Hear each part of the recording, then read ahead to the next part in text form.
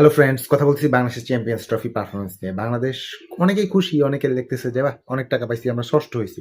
আসলে কি ষষ্ঠ হওয়ার মতো আমরা টিম ছিলাম? আমরা কি ডিজার্ভ করি ষষ্ঠ হওয়া? সত্যি কথা বললে আমরা তো অষ্টম হওয়ার মতো টিম ছিলাম এবার। এবং যা করছি, যদি পাকিস্তান আর বাংলাদেশের মধ্যে ম্যাচ হইতো, 99% চান্স আমরা অষ্টমই হইতাম। সিক্সথ হওয়ার টিম আমরা ছিলাম না। আমরা চারটা মানে ৮টা দলের মধ্যে অষ্টম পজিশনই আসলে ক্যারি করি। আর ফরচুনেটলি হচ্ছে পাকিস্তানের নেট রান রেট কম ছিল, রেইনের কারণে ম্যাচটা ওয়াশ আউট হয়ে গেছে। এই সমস্ত দিক বিবেচনায় আমরা ষষ্ঠ হয়েছি। তো যেটা হয়েছি সেটা তো হয়েছি। এখন আমার মতে আমাদের টিমের জন্য যা করা উচিত সেটা নিয়ে কিছু কথা বলবো। নাম্বার ওয়ান কথা হচ্ছে, দেখেন আফগানিস্তানে যদি আপনি দেখেন তাহলে বুঝতে পারবেন যে আসলে খেলা কিভাবে উন্নতি হয়েছে। আমাদের এই উন্নতিটা আমি দেখছি 2012 থেকে 2018-19 সাল পর্যন্ত ছিল। ওই সময় কিন্তু আমরা বেশ কিছু টুর্নামেন্টে একদম উপরের লেভেল পর্যন্ত, 2012-তে তো আমরা আমাদের যে এশিয়া কাপ হবে, এশিয়া কাপে মোটামুটি একদম ফাইনাল পর্যন্ত চলে গেলাম এবং অলমোস্ট হ্যাড উইন। আমরা 2 রানে হারলাম শুধু পাকিস্তানের কাছে। তো ওই রকম একটা পজিশনে ছিলাম আমরা। 15 ওয়ার্ল্ড কাপে আমরা ইংল্যান্ডে হারায় আমরা গেলাম কোয়ার্টার ফাইনালে, যেখানে ইন্ডিয়ার সাথে হারলাম। একটা কন্ট্রোভার্সিয়াল ক্যাচ যেটা ছিল মাহমুদুল্লাহ রিয়াদের, ওই সমস্ত জিনিস ছিল। 17-তে আমরা চ্যাম্পিয়ন্স ট্রফিতে সেমিফাইনাল খেলা টিম, সেই টিম এখন আমরা কলাপস করে গেছি। কারণ হচ্ছে আমাদের পাইপলাইনে কিন্তু নতুন ওই কোয়ালিটি প্লেয়ার তৈরি হচ্ছে না। আমাদের পাইপলাইনকে শক্ত করতে হবে, পাইপলাইনে ভালো প্লেয়ার আসতে হবে, তার সুযোগ দিতে হবে। আমি মনে করি এখনই ঢেলে সাজানো উচিত। আমাদের 2 জন সিনিয়র প্লেয়ারকে অবশ্যই বাদ দিতে হবে, এবং শুধু বাদ দিলেই চলবে না, তাদের বিকল্প কে হবে সেগুলো নিয়ে চিন্তা করতে হবে। আমাদের একটা 3 থেকে 4 জন ওপেনার প্রিপেয়ার করতে হবে। কারণ আপনি যদি একটা বা দুইটা ওপেনারে ফোকাস করেন, সে যদি ফর্মে না থাকে তখন আপনি চেঞ্জ করবেন কাকে দিয়ে? আমি মনে করি আমাদের আসলে 3-4 জন ওপেনার বর্তমানে কিন্তু রেডি আছে। আপনি যদি বলেন, আমাদের Soumya Sarkar is a good opener, Liton Kumar Das is a very good opener. Then হচ্ছে আমাদের তানজিদ হাসান তামিম এখন ফর্মে আছে, ফর্মে এবং ওপেনার।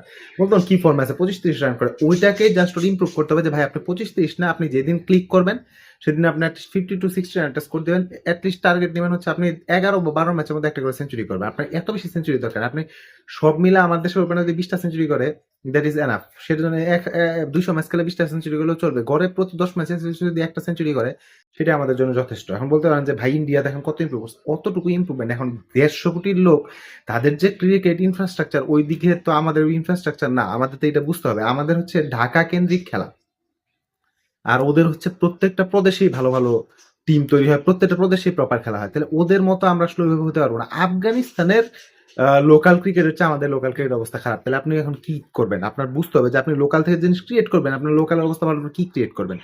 তাই যতটুকু রিসোর্স আমাদের সেগুলো দিকে ফোকাস করতে হবে। জাকির আলী একজন প্লেয়ার আছে, সরি জাকির হোসেন, তাকে আপনার জাকির ওই সিলেট স্ট্রাইকার্সে মেবি খেললো, ও কিন্তু ভালো ওপেন করে, ওকে আপনি একটু রাখবেন। ইমন, পারভেজ হাসান ইমন, যে ইমনকেও আপনার পাইপলাইনে রাখতে হবে যে না, এদের আমি নালিশ করবো। Even Shanto is an opener, Shanto কিন্তু একজন ওপেনার, শান্তকে আপনার প্রিপেয়ার রাখতে হবে।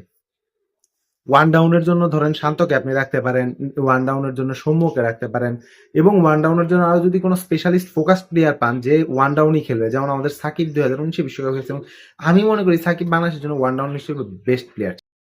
তো ওই ধরনের ওয়ান ডাউন প্লেয়ার আমাদের তৈরি করতে হবে, এবং আমাদের ওই ধরনের ওয়ান ডাউন প্লেয়ার, আমাদের স্পেশালিস্ট 2 ডাউন প্লেয়ার তৈরি করতে হবে। আমি মনে করি, এখনো মনে করি, Miraz is not a 2 down player. মিরাজের ওই ব্যাটিং স্কিল নাই। সবাই আমার সাথে দ্বিমত পোষণ করতে পারেন, আমার সাথে কাউ কাউ করতে পারেন, করেন, সমস্যা নেই। কিন্তু আপনারা এটা বুঝবেন, ইন দ্য লং রান বুঝবেন যে Miraz is not a 2 down player. মিরাজকে আপনি 3 to 4 ডাউনের মধ্যে রাখতে পারবেন। আপনি Zakir Ali is not a specialist 2 down player, আপনি বললেই হবে না। জাকির আলীর কাজ হচ্ছে হিট, সে 4 to 5 ডাউন নামবে, এটাই নিয়ম। আপনার এই জিনিসগুলো মাথায় রেখে আমাদের টিমটা গঠন করতে হবে। আমাদের bowling unit very good, pace bowling unit very good, কিন্তু আমাদের একজন লেগ স্পিনার এখন আছে, সেটা আছে, কিন্তু আমাদের একজন স্পেশালিস্ট অফ স্পিনার ঢুকাইতে হবে।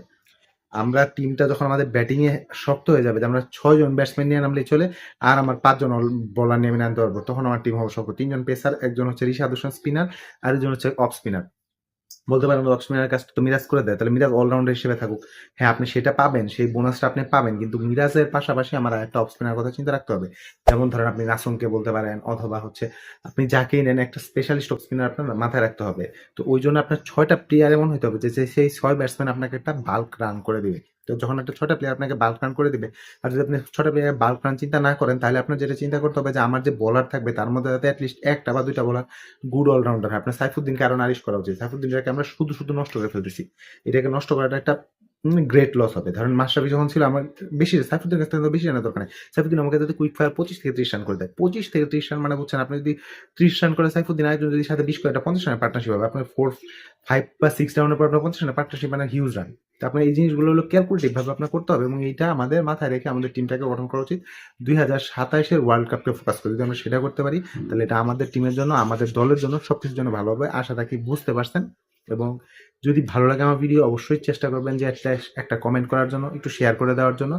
এটা আপনার আমার সবার জন্য হেল্পফুল হবে এবং আমি চেষ্টা করব যে আপনাদের নিয়মিত আপডেট দিতে। একটু অসুস্থ ছিলাম সেই জন্য রেগুলার আপডেট করতে আর কি আপডেট করবো, টিম নিয়ে আসলে খুব হতাশ ছিলাম, দ্যাটস আপডেট করে নাই।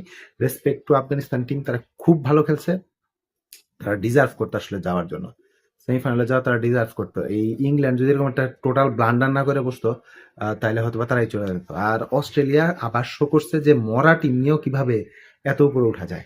ঠিক আছে, ভালো থাকবেন সবাই, ধন্যবাদ।